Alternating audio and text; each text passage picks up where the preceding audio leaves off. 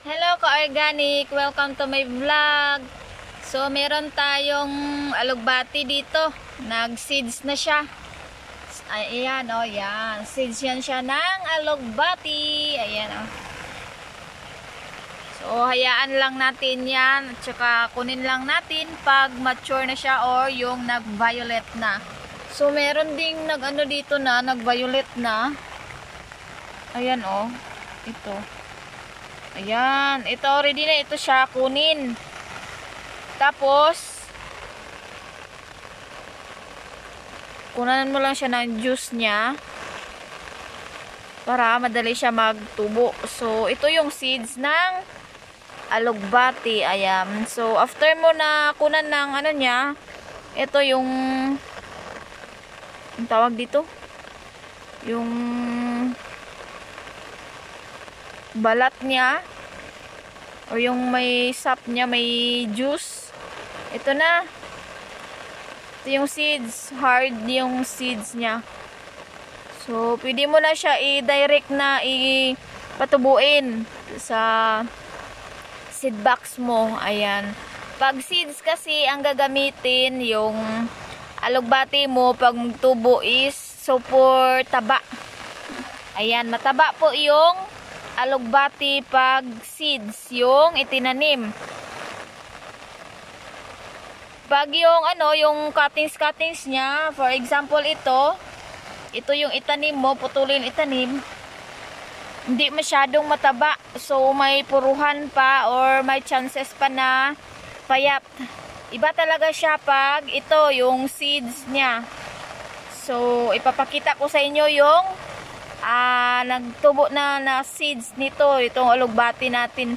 Meron kasi akong gipatubo dati na seeds ng alugbati at saka ilipat ko siya sa plat mamaya.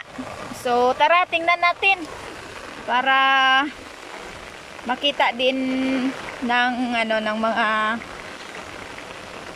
ano natin, mga mahilig magtanim-tanim tsaka ma-inspired. So ito, umuulan kasi dito sa Davao.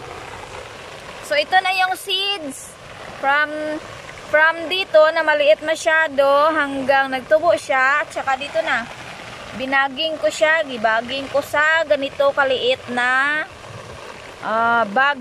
Yan, oh. Katulad yan, oh, yan. So ayan, ito ready to transplant na ito siya sa plat natin. Ayan. So ang lakas pa ng ulan dito ngayon. So mamaya pag mag-stop na yung ulan, ilipat ko ito sila lahat sa plat. Ayan, o, kung mapapansin ninyo, kompleto talaga siya, oh. Kompleto yung dahon niya, udlot, at saka may roots na ito siya, may roots kasi gibaging ko lang siya dito sa may cellophane. Iba talaga siya pag ano, yung seeds yung itanim mo, kung i-compare mo sa stem. Ayan. Alugbati.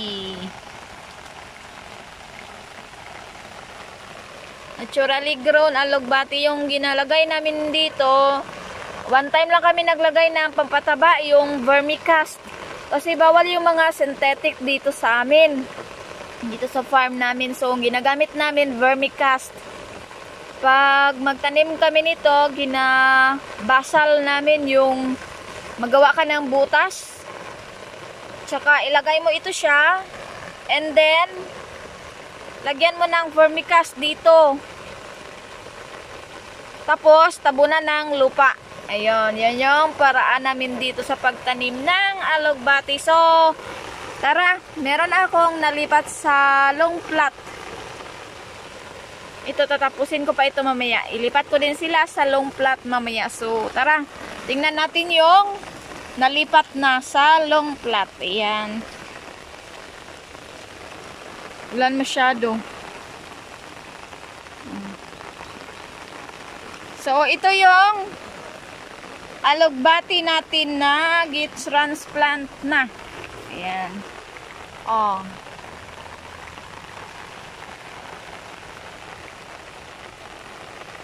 Yan siya.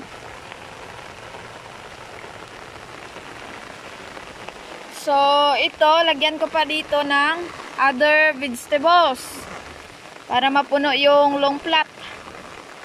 So, yun lang muna for today's video and see you to my next vlog. Thank you for watching. Go Organic! Naturally grown or organically grown alugbati.